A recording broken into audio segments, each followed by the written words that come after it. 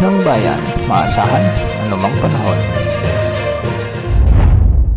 Gandang hapon po sa ating lahat. Narito ang update sa lagi ng panahon at sa binabantayan nating si Bagyong Karina.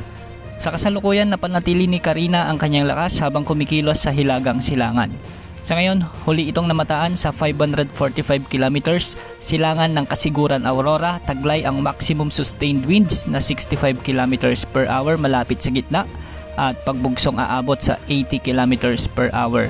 Kumikilos pa Hilagang Kanluran ito sa bilis na 20 kilometers per hour. Bukas ng gabi hanggang Lunes ng gabi ay inaasahan ang malakas na pag-ulan o 50 to 100 mm na pag-ulan ang Hilagang Silangan ng bahagi ng mainland Cagayan at silangang bahagi ng Babuyan Islands.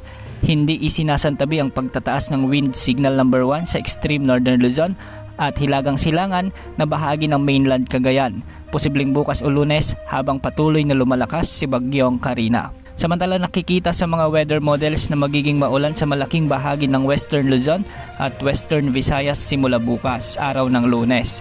Ang southwest monsoon na palalakasin ni Bagyong Karina at ng dating Bagyong Butchoy ay magdadala ng malalakas na hangin at ulan lalo na sa Zambales, Bataan, Metro Manila, Calabarzon, Mimaropa, Bicol Region, Western Visayas at posible na rin ang malalakas na ulan sa Ilocos Region at kanlurang bahagi ng Cordillera Administrative Region pagsapit ng Martes.